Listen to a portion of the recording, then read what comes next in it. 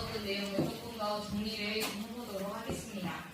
저번 주에 배웠던 내용들은 이집트에만 한정된 게 아니라 고대 오리엔트 시대, 즉 고대 이집트나 메소포타미아 이런 문명권들을 중심으로 한 모든 예술의 어떤 특징을 이렇게 정리를 해놓은 내용이었어요.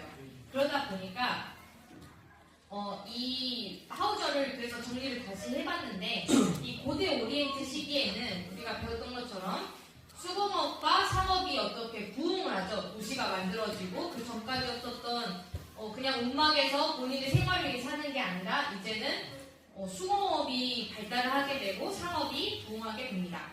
그리고 화폐 경제가 활성화되면서 도시 문화 자체가 어떤 폐쇄적인 게 아니라 굉장히 자유분방하고 개방적인 이런 표현이 나오게 돼요.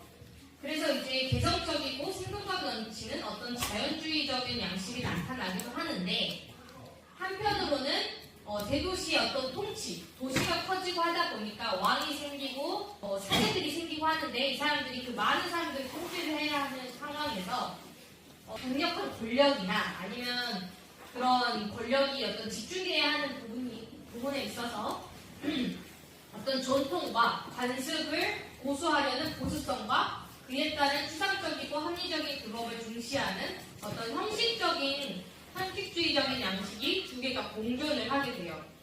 그래서 이집트 예술에서는 우리가 이 형식주의 예술이 더 두드러지게 나타나게 되는데 메소포타미아에서도 실제로 이집트보다 더 형식적이라고 할 만큼 형식주의적인 모습이 나타난다면 한편으로 반대쪽 바다 쪽에 있던 크레타에서는 형식적이지 않고 정말 자유분방한 그런 미술이 나타나게 됩니다. 그러니까 이 자연주의적 양식과 형식주의적 양식이 공존을 하게 돼요.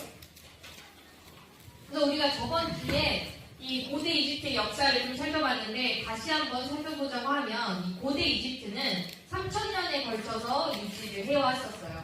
그래서 분류하는 데 있어서 이 고왕국, 중왕국, 신왕국으로 구분을 하고 있는데 이때 당시에 이 왕조를 저번에 오타가 났었는데 이 왕조부터 31왕조까지를 나누고 있습니다. 근데 그거를 크게 고왕조, 중왕조, 신왕국으로 하우저는 나눠서 설명을 하고 있죠.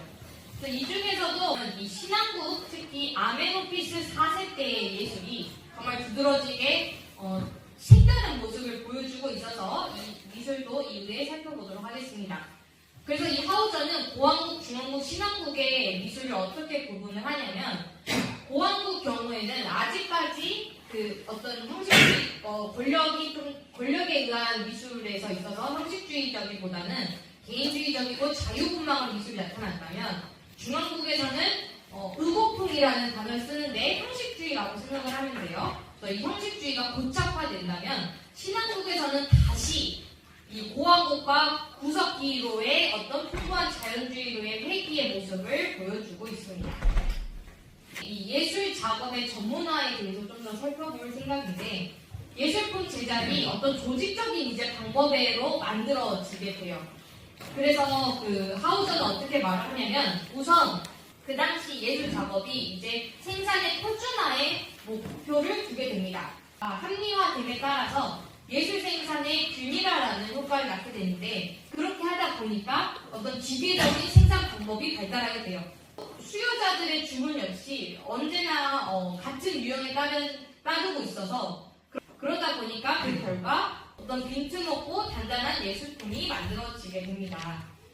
그래서 본격적으로 이제 책으로 넘어가서 이 중왕국 시대의 예술의 유형화에 대해서 공부해 보도록 하겠습니다. 그 전에 이 고왕국에 대해서 조금 더 살펴보도록 하겠습니다.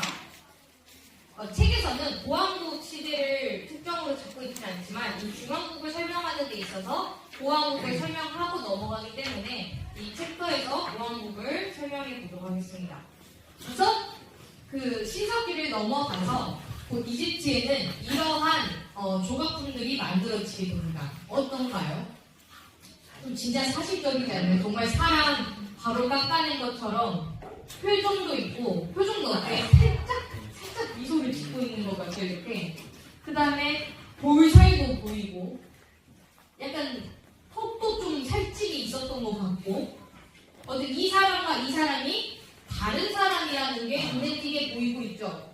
이런 것처럼 이때의 예술은 우리가 보기에도 굉장히 친근해 보이고 어떻게 보면 위대해 보인다기보다는 꼭 그냥 유럽에 가면 뭔가 한 번쯤 볼 것 같은 얼굴처럼 생겼죠. 이런 것처럼 친근해 보일 정도로 굉장히 자연스럽습니다. 표정이 보이기 시작합니다.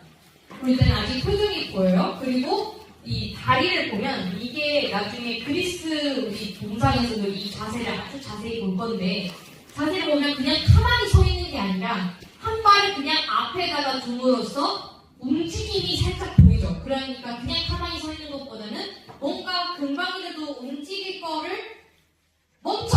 왕마법 한 것처럼 그냥 한순간에 움직임을 포착한 것 같은 그 움직임을 보여주고 있습니다. 이거에 대해서 하우저는 어떻게 말을 하고 있냐면 이집트 예술의 초기 작품이 후기 작품보다 덜 양식화되고 덜 인습화된 것은 인습화되는 경우가 있는데 이 말은 뭐냐 우리가 이후에 중화국으로 넘어가게 되면 이런 모습이 이제 거의 사라지게 돼요. 근데 이거에 대해서 이 하우저는 이런 굉장히 사실적인 그림에서 전혀 사실적이지 않는 그림으로 나타나는 게 우리가 맨 처음에 공부했던 구석기에서 신석기로 넘어가셨던 그때의 예술. 구석기 때는 굉장히 사실적이었다가 갑자기 신석기로 넘어가게 되면 굉장히 어린아이가 그린 것 같이 그냥 팔다리 4개 이렇게 있는 그렇게 그림으로 발전이 된 게 전혀 이상하지 않았다라고 설명을 하고 있습니다. 이러한 자연주의 양식은 다시 아메노피스 사제까지 이르러서야 다시 볼 수 있었던 양식이었습니다. 이렇게 될 수 있었던 이유는 새로운 도시 문명이 만들어지면서 사회생활이 분화되고 그리고 수공업이 전문화되고 상업으로 인해서 이 개방적인 정신이 만들어지면서 어떤 단체보다는 개인주의의 확산이 만들어지게 됩니다. 이러한 경우로 이제 어떤 게 영향을 받냐면 우리가 저번 주에 이집트 문명의 이 나일강이 어떤 영원성, 어떤 내색, 그 다음에 영원 불멸에 대한 영원 이런 세계에 대해서 그 세계관을 만들어줬다고 배웠었잖아요. 그런 것처럼 이 나일강을 다시 우리 살펴보자면 이 나일강은 일정한 기간을 두고 범람했다가 다시 사라졌다가를 반복합니다.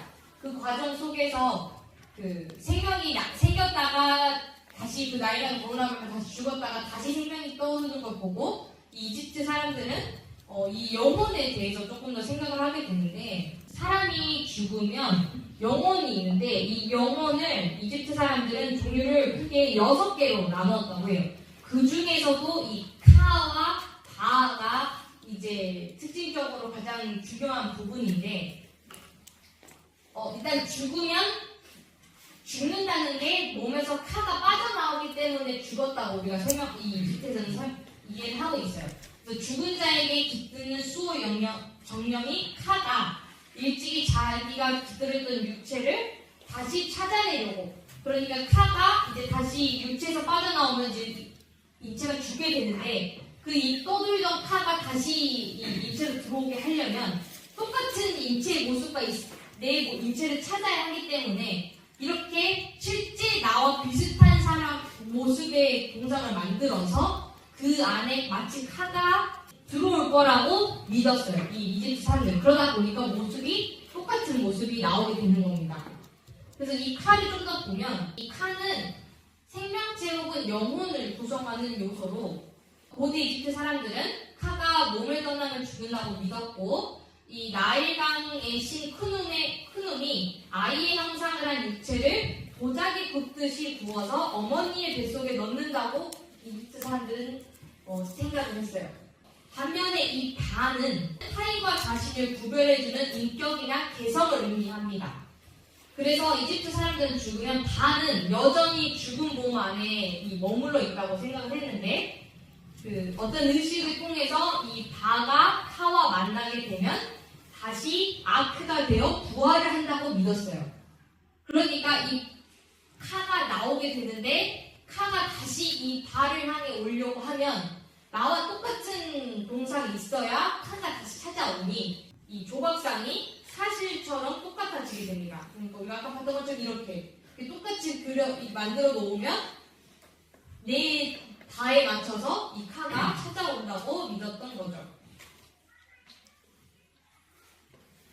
그래서 따라서 이 자연주의적 묘사를 선택한 원인은 무엇보다도 이 마술적 종교적 목적이라고 여기서 설명하고 있는데, 우리가 구석기 11때 배웠던 것처럼 똑같이 그려 넣음으로써 마치 그게 살아있는 것 같이, 내가 그걸 잡은 것 같이 느꼈던 것처럼 이제 그 사람들도 내가 똑같이 그림으로써 영원히 나에게 다시 찾아온다라고 믿었던 거라고 생각을 하면 됩니다.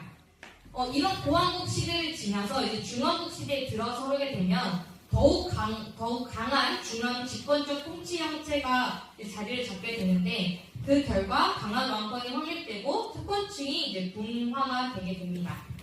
이런 이유로 이제 예술 양식은 어떤 형식주의로 변화를 맞게 됩니다. 그러니까 우리가 아까까지 얼굴 표정이 떨었고 다리와 팔 비율이 정확히 이렇게 똑같았을까요?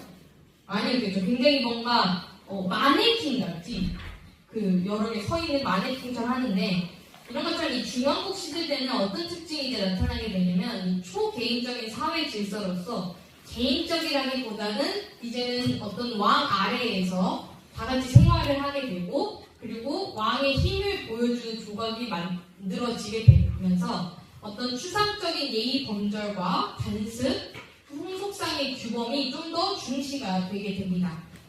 그래서 조각을 보면 이제는 더 이상 이 왕이 다 다른 왕이에요. 하지만 어떤 왕이 어떤 왕이었는지 정말 이렇게 구분이 안 될 정도로, 그냥 조각가가 좀 달라서 좀 다르게 그렸나 싶은 정도로만 그냥 결국은 왕의 초상은 완전히 상징적인 형상이 되고 맙니다.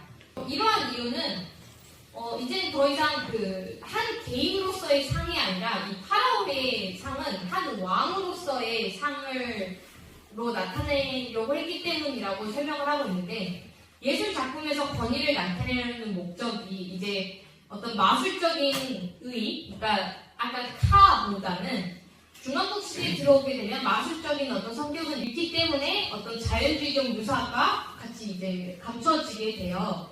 그러다 보니까 이제 왕의 초상과 조각도 무엇보다도 이 왕이 된 자는 어떤 영혼보다는 이 조각상으로서 왕의 권위를 보여줘야 했기 때문에 어떤 인간으로서의 왕이 아니라, 한 인간으로서의 왕이 아니라 전체를 통틀어서 왕이라는 걸 보여줘야 되기 때문에 이 왕의 조상이 똑같아지게 됩니다.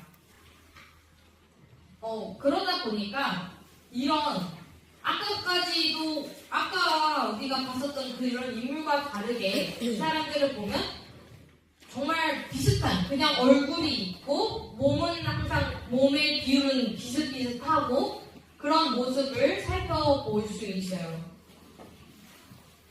도대체 이러한 미술과 다르게 이 아메노피스 4세 때는 다시 자연주의가 나타났다고 하는데, 이거를 자세히 봐보세요. 자세히 보고 넘어갈 겁니다.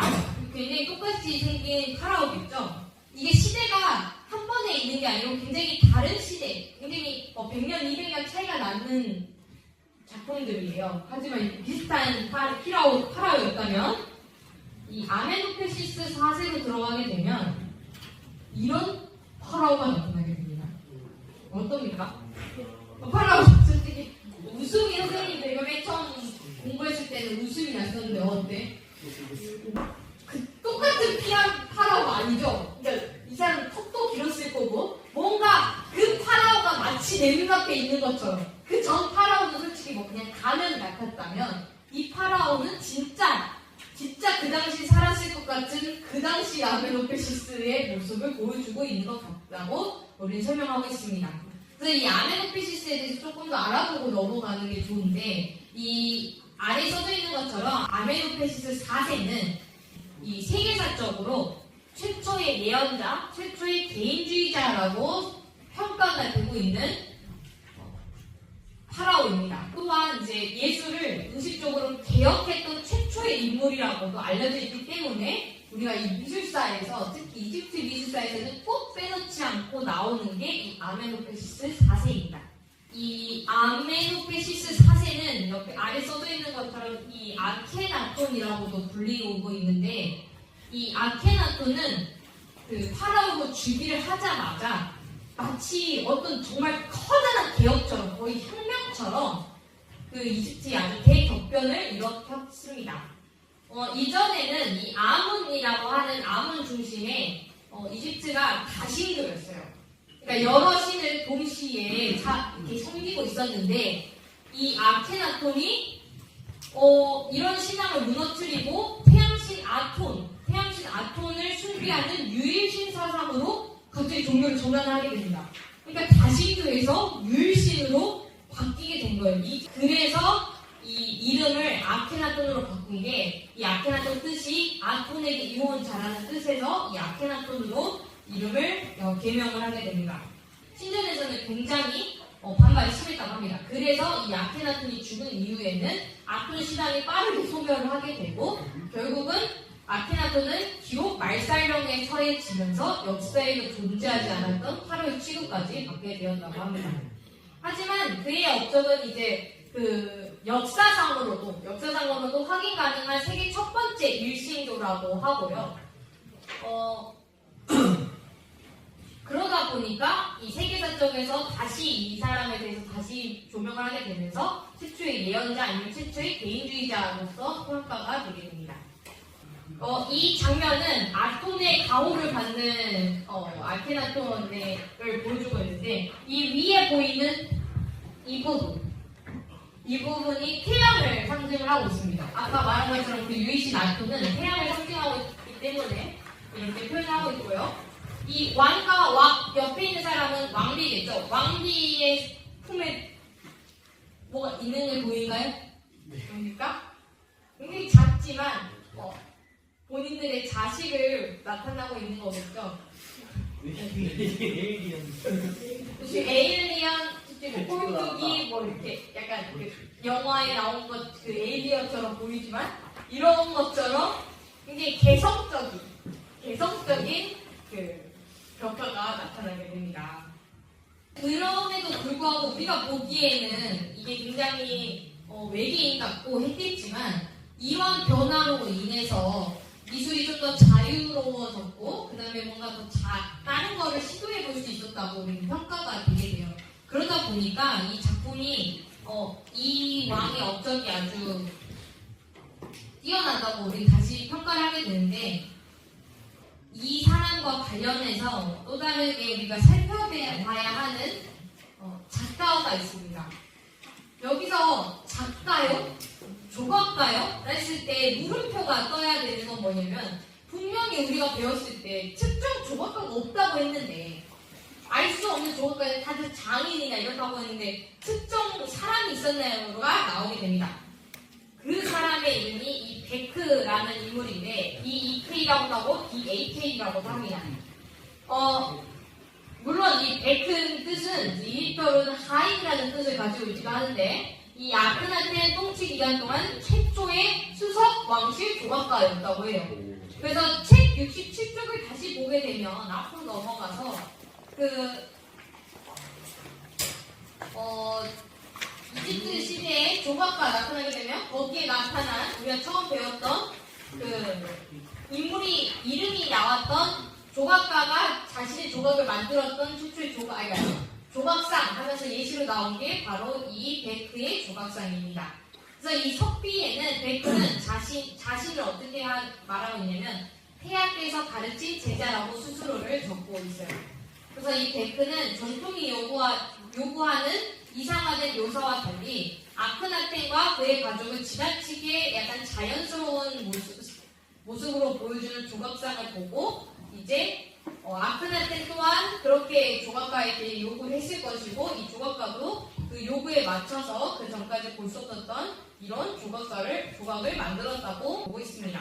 그래서 다시 그림을 보게 되면 그럼에도 불구하고 아직까지도 그림이 좀 딱딱하다고 느껴지게 되는데, 얼굴은 아직까지 측면을 보고 있으며, 눈은 아직까지도 정면이고, 몸은 삐쩍 말라서 좀 어깨도 이렇게 틀어져 있지만 그래도 정면을 보고 있고, 그래도 다리는 보게 되면 우리가 어때요? 그 전까지 앉아 있었던 사람은 이렇게 두 다리가 정확히 양방향으로 나눠져 있었다면 여기서는 다리 자세가 어때? 좀 더 자연스러워졌지, 자세 자체가. 이런 것처럼 변화를 하게 됩니다. 그럼 우리가 저번 주에 이 활동지를 통해 이 이집트의 특징에 대해서 공부를 해봤는데 그게 바로 그 챕터 3에서 같이 보고 있는 정면성의 원리와 정서적 원리입니다. 지금부터 이 이어서 이 정면성의 원리와 정서적 형식에 대해서 공부를 해보도록 하겠습니다.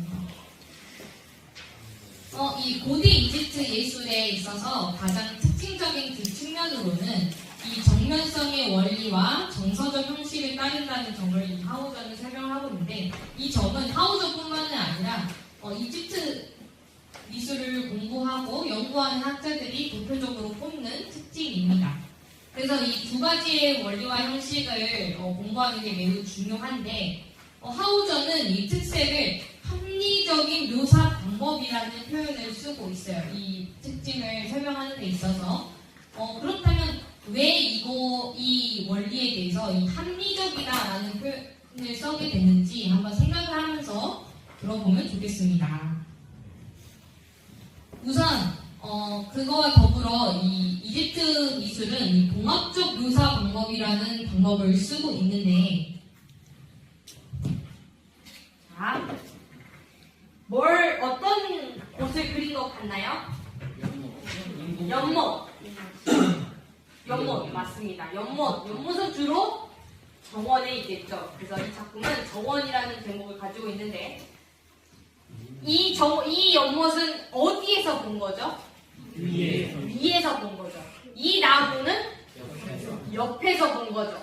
근데 심지어 이 나무는 앞에서 본 거고, 그리고 이 물고기는 옆에서 본 거고, 이게 봉합적 묘사 방법이라고 해서 앞에서 본 모습, 옆에서 본 모습, 위에서 본 모습을 봉합적으로 다 같이 한 번에 묘사를 했다 해서 이 봉합적 묘사 방법이라고 하고 있습니다.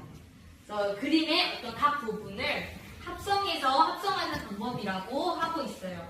이 장면과 그림을 표현하는 데 있어서 우리가 정면성의 원리를 배웠던 것처럼 그 사물을 가장 잘 보여주는 모습을 그렸어야 했기 때문에 이게 실제로 보여주려고 하면 만약에 연못을 우리가 그대로 이 위에서 본 모습으로 그렸다고 하면 물고기가 좀 과장을 해서 이렇게 그려줘야 알겠죠? 물고기가, 그쵸? 물고기가 이렇게 그려져야 했다면 연못이 이렇게 되더라 물고기가 안 보였겠죠?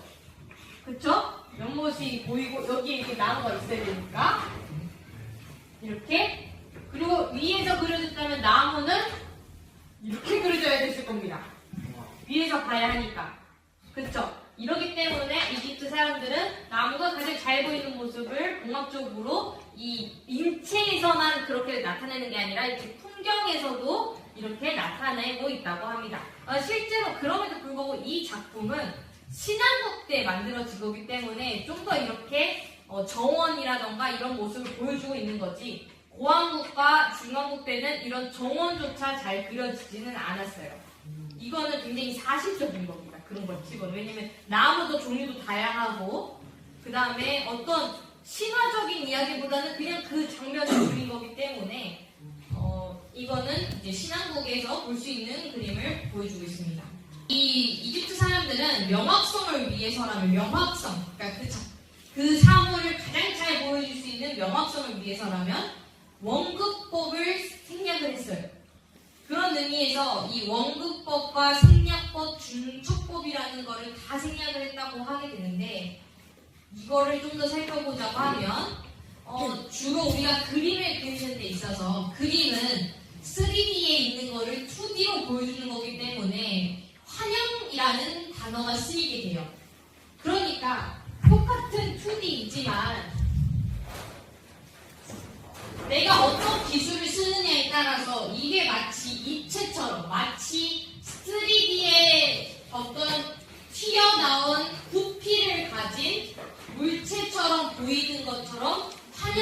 기쁘다에서 환영이라는 단어를 쓰게 됩니다. 근데 이집트 사람들은 이 환영주의를 굉장히 환영주의에 해당을 그러니까 환영주의를 싫어했다라기보다는 이 환영주의를 따르려고 하지는 않았어요. 이렇게 환영을 주는 거에 대해서. 근데 이 환영해 주는 어떤 세 가지 특징적인 거를 좀 더 공부를 해보고 넘어가도록 하겠습니다. 그래서 그 특징적인 게 이 원근법, 생략법, 중첩법인데, 먼저 원근법은 잘 알겠지만 나무를 앞에 있는 거는 크게, 뒤에 있는 거는 작게 그림으로써 공간이 뒤로 쭉 있는 어떤 가로수길처럼 보이게 하는 게 이 원근법입니다. 원근법은 하나의 소실점이 있어서 그 소실점으로 특정 선이 그어지게 돼요. 여기서 소실점은 여기에 있겠죠. 이 점을 향해서 이렇게 선들이 그어지게 됩니다. 그래서 이게 어떻게 만들어지게 되냐면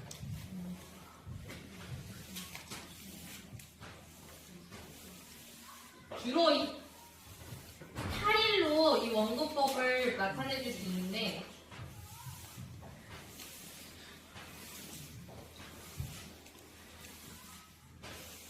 이렇게 보면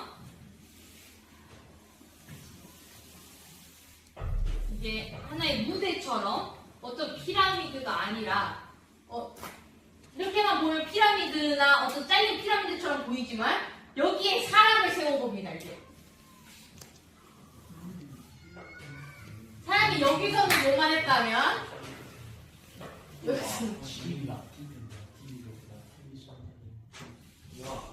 어떤가요? 공간이 갑자기 느껴지게 되죠. 근데 이 공간이 느껴지게 되는 게 이 바닥, 어떤 마루 바닥이 가까이서 보이는 건 넓게, 뒤로 갈수록 좁게. 이게 더 되려고 하면 여기다가 또 이렇게 선까지 이제 그려주게 되면 이렇게 뭔가 매트리스에 있는 것처럼 이렇게 되게 됩니다. 이게 원근법이에요.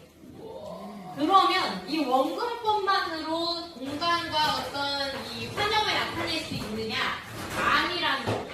또 다른 게 이 생략법이라는 건데 이 생략법은 간단해요.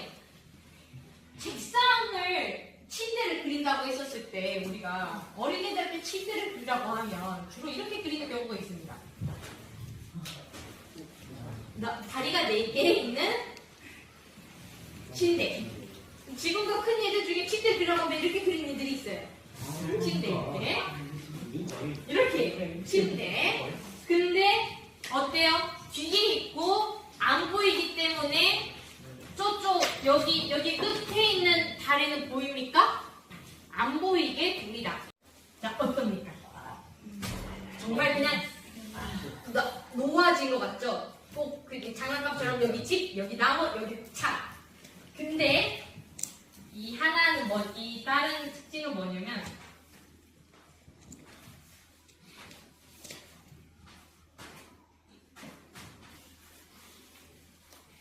어때요? 이것과 이거는 꼭 그냥 마치 스티커처럼 옆에 붙여놓은 거라면 이거는 그래도 뭔가 풍경 같고 좀 더 뭔가 하나의 그림 같은 모습을 나타내주고 있죠. 이런 것처럼 이 원근법을 나타내는 것 중에 하나가 이 중첩법입니다. 이 생각보다 쉬운 건데도 어려운 게 뭐냐면 이 여자가 뒤에 있나요? 앞에 있나요? 뒤에 있는 게 보이죠? 여자가 뒤에 있고 아기가 앞에 있다.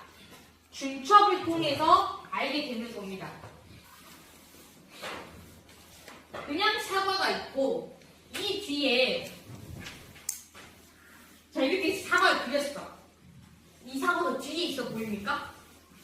그냥 작은 사과로 생각을 할 수 있죠. 그쵸? 근데 이 중첩법은 이거를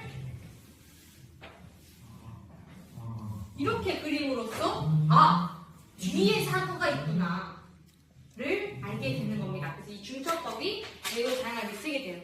자, 그럼 이 작품은 세라의 그랑드자르 섬의 이루이 오우라는 아주 유명한 작품인데 자, 여기서 원근법, 일단은 이 여자와 이 여자가 비슷한 크기였겠지만 뒤에 있기 때문에 작게 표현됐고 여기 점점 갈수록 사람이 작아지고 있죠. 어때? 중첩법도 보입니까? 중첩법 보여요? 네. 어디 중첩이 일단은 특징적으로 여기 일단 특징적으로 보이죠. 이런 것처럼 중첩법과 이런 원근법으로 공간이 느껴지게 돼요. 이러한 그러면 이집트 예술은 이거와 반대였는데 그러한 반대적인 예술과는 이 동아시아의 회화와 굉장히 비슷했어요. 이 동아시아 회화에서는 일단은 그림자를 넣거나 아니면 뭐 이런 식으로 원근법을 넣는 거는 약간 노골적인 효과를 내는 방법이라고 생각을 해서 오늘날에도 그 방법을 잘 쓰고 있지 않은데 이게 똑같이 그네를 타는 모습을 그리고 있어요. 이거는 신윤복의 단호 풍경이라면 이거는 로코코 시대에 이제 장오늘의 프라보나를 하는 사람이 그린 그네라는 작품이에요. 그래서 우리가 그 겨울왕국을 보면 안나가 맨 처음에 퐁퐁퐁 뛰면서 이렇게 똑같이 영화를 따라하는 것 중에 하나가 바로 이 작품입니다. 여기 신윤복의 그림 보면 그림자가 일단 있습니까? 없죠. 이 작품에서는 바로 여기에 그림자가 적고 여기에도 그림자가 적고 여기는 지금 빛이 들어있다는 걸 보이는데 신윤복 그림은 어때요? 없죠. 옛날 한국화랑 동양화의 특징은 일단 이 그림자가 없어요. 물론 나중에 그림자가 나타나는 것도 있지만 일단 그림자가 없고요. 그 다음에 여기 있는 인물과 저기 위에 있는 인물의 크기가 거의 비슷비슷하게 나타나고 있습니다. 이런 것처럼 이 이집트 사람들은 이러한 원근법이나 중첩법을 쓰는 게 보는 사람의 눈을 속이려는 갖가지 시도라고 생각을 했다고 해요. 그래서 어딘지 모르게 비속하고 야비한 구성이 있고 그러다 보니까 이 엄격한 형식주의를 요구하는 이 추상적 형식적 수법이 오히려 이 자연주의적보다는 더 고상했다라고 생각을 한 거 아닐까라고 이 하우저는 설명을 하고 있습니다. 그러니까 이런 거는 전부 다 사람들을 속이려는 거 아니야. 원근법 해야지. 아까 이거 봐봐. 똑같은 사과인데 그냥 둘이 똑같이 그리면 되지. 뒤에 있는 거는 뒤에 있는 거지. 이거를 굳이 얘는 작게 그리고 얘는 뒤에 그리고 막 그림자 그리고 이렇게 앞뒤하고 이거 너무 야비해라고 생각을 했다면 그러니까 자기 그림들은 그래 이렇게 형식주의적으로 이게 좀 더 고상하지 않겠니? 라고 생각을 했다라고 생각을 한 거예요. 그래서 이 정면성의 원리로 인해서 인체는 어떤 자세를 취하든 이 가슴의 표면은 이 가슴은 전부 이 감상자를 향하도록 묘사를 하고 있는데 이것처럼 우리는 저번에 어떻게 배웠죠? 각 모든 부위의 각 특징이 가장 잘 나타내주는 거라고 그 정면벽이 그런 식으로 만들었다고 그려봤는데 이 하우저는 그 중에서 특히 이 감상자라는 개념을 가지고 오게 됩니다. 이 정면성의 원리는 랑케와 에르만이라는 사람이 발견한 인체 묘사 방법으로서 이 법칙에 따르면 인체는 어떤 자세를 취하든 이제 이 감상자가 오게 되는데 이게 상체를 이 기준으로 나타나면 이 상체는 항상 정면을 향하고 있습니다. 이 앞뒤로 축을 중심으로 인체 정면에는 가장 폭이 없는 부분을 정면에 부각시키려고 한 이 태도는 대상이 어떤 갖가지 요소를 가지고 있기 때문에 어떤 오해나 혼란 또는 은폐를 방지할 수 있다는 표현을 쓰고 있어요. 그래서 이 정면성의 원리에 따라 인체를 묘사할 경우에는 상체가 정면을 향하고 있는데 이러한 사실은 감상자와 어떤 직접적이고 구체적인 관계를 표현한다고 하고 있습니다. 그러니까 그 전까지 우리는 미술사에서는 이 정면성의 원리를 할 때 가장 잘 보이는 어떤 합리적인 이런 단어를 썼다면 이 하우저는 감상자라는 존재를 가지고 오게 돼요. 구석기 예술의 경우에는 이 감상자, 정면성의 원리라는 발간이 없었는데 그 이유가 감상자를 아예 생각조차 하지 않았죠. 무섭기 때는. 만약 생각을 했으면 저 안에다가 햇빛도 들어오지도 않고 하는 동굴에다가 그러지 않았을 거니까 그런 면에서 감상자의 존재를 생각하지 않았다면 고대 오리엔트에서는 이 작품 자체가 감상자한테 보여져서 어떤 왕의 위엄이나 왕의 권력과 신의 어떤 위대함을 보여줘야 했기 때문에 이 감상자에 대한 감상자가 매우 중요하게 나타나게 됩니다. 그게 이제 권위와 상징을 상징하는 예술이고 존경을 강요하는 예술이기 때문에 그런 모습이 나타나게 되는데 감상자를 의식하는 이런 태도는 일종의 존경을 표현하는 행위이고 예의이고 범절이었다고 표현을 하게 돼요. 그래서 왕의 이름을 드높이고 그 덕을 칭송하고자 했던 공정예술은 모두 그런 요소를 잘 표현할 수 있도록 이 정면성의 원리가 작품에 나타나게 됩니다. 그래서 이제 이 고대 오리엔트 사람들은 이 감상자에게 직접적으로 호소를 하고자 하는데 그래서 이것처럼 작품이 딱딱하지만 매우 다들 비슷한 자세를 취하게 됩니다. 이런 구조적인 핵심을 그릴 때 정면성의 원리만 사용되는 게 아니라 이 정서적 형식이 같이 사용이 되었다고 설명이 되고 있는데 이거는 뭐냐면 인물의 책에 있는 그대로 표현이에요. 인물의 양 다리는 항상 옆에서 본 모습으로 양 다리 모두가 안쪽, 즉 엄지 발가락 쪽에서 본 것처럼 그려진다는 규칙이 있다. 또 내리진 다리와 뻗은 팔은 감상가 측에서 보아 먼 쪽으로 그려야 한다는 약속이 있다. 끝으로 그림 속 인물은 오른쪽 측면만을 감상자 쪽으로 돌린다는 것이다. 라고 설명을 하고 있습니다. 물론 이 오른쪽 측면만을 그린다는 것은 나중에 바뀌긴 하지만 주로 이 주인공에 해당하는 사람들은 주로 이 오른쪽 측면을 보여주고 있고요. 그래서 보게 되면 이게 중앙국 시기까지의 작품이라면 에도페시스의 그림을 다시 본다고 하면 이런 그림이 나타나게 돼요. 어때요? 뭔가 좀 더 친근해 보이긴 하지만 아직까지도 딱딱한 그림이죠. 이거나 아직까지도 이 작품은 그렇게 특징적으로 이게 좀 더 자연스럽고 더 인간 같다라기보다는 똑같이 몸은 정면으로 팔은 부자연스럽게 펼치고 있고 다리는 앞뒤 모습으로 모든 모습의 다리를 보여주고 있다는 뜻에서 어떤 왕에 대한 기념비 역할을 하는 궁정예술의 성격에서 아직까지는 크게 벗어나지는 못했다라고 평가를 받게 됩니다. 또 지금까지 이 이집트 예술부터 시작해서 아메노페시스 4세까지의 고왕국, 중왕국, 신왕국까지의 이집트 예술을 살펴봤어요. 그래서 다음 주에는 여기에 해당하는 더 많은 작품 예시들, 그리고 여기 새는 어떤 뜻이며, 여기에는 이 사람은 누구이며, 여기 아래에 있는 애들은 누구이며, 이것까지 해서 아주 재미있게 이 예술 작품을 파헤치는 시간이 되도록 하겠습니다. 그래서 지금까지는 우리가 이걸 사회학 관점에서 봤기 때문에 이 예술이 어떻게 만들어졌는지를 봤다면 이제는 조금 더 예술사적으로, 미술사적으로 작품들을 살펴볼 생각입니다. 오늘까지 4강 문학과 예술의 사회사